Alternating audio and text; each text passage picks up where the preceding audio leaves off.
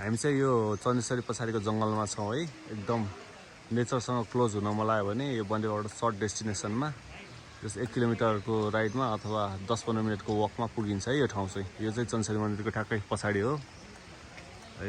यहाँको अब मेन एट्र्याक्सनहरू भनेको यही नेचुरल भाइब्स, यो जङ्गलको नजिक छ है। घुम्न आउँदा एकदम तपाईलाई चिल फिल हुन्छ यो ठाउँ। ढुङ्गे धाराहरू छ है। यहाँको चाहिँ स्प्रिङ वाटर हो, त्यो एनी टाइम तपाईले नुहाउन पनि मिल्छ, खाना पनि मिल्छ है। जे पर्पसको लागि युज गर्दा नि हुन्छ। स्प्रिङ वाटर हो फुल। यो चाहिँ हाम्रो चन्देश्वरी पछाडिको पार्क भयो, गार्डन, मन्दिर भइहाल्यो। यो चाहिँ खोला हैन। अनि यो चाहिँ हाम्रो यहाँबाट माथि चाहिँ एउटा बाबाजी बस्नुहुन्छ। यहाँ चाहिँ एउटा हाम्रो विष्णु भगवानको मूर्ति छ। म तपाईलाई देखाउँछु।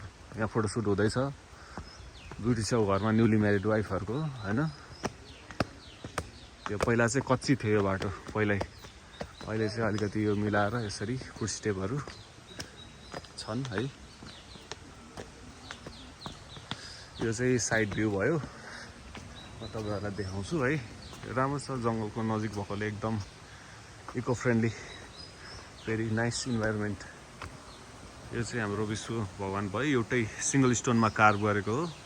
यो चाहिँ तपाईको लगभग पहिला थिएन, 2000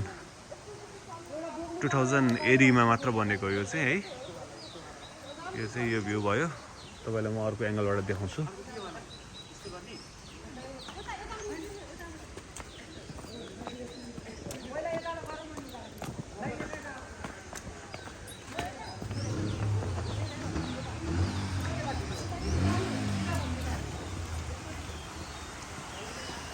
यो चाहिँ हाम्रो चन्देश्वरी खोला जलेश्वरबाट भएर बग्दै आउँछ यो खोजबाट। यो चाहिँ अब भोलि बुद्ध जयन्ती भएकोले यहाँ जात्रा लाग्छ। हाम्रो चण्डी पूर्णिमा र बुद्ध जयन्ती एकै दिन पर्ने भएर यहाँ चण्डी पूर्णिमामा चाहिँ यहाँ हाम्रो चन्देश्वरी मन्दिरको जात्रा हुन्छ। यो मेन चन्देश्वरी मन्दिर भयो। अनि तपाईको यो गजुर देख्नु भएको छ नि, यो सानो यो गजुर यहाँको चाहिँ मन्दिर निकाल्छ। वर्षमा 4-5 दिन मात्रै बाहिर निस्किन्छ, अरु बेला मन्दिर बन्दै हुन्छ। यो चाहिँ सिंगल स्टोरमा कार्भ विष्णु देवता हो, विष्णु भगवान।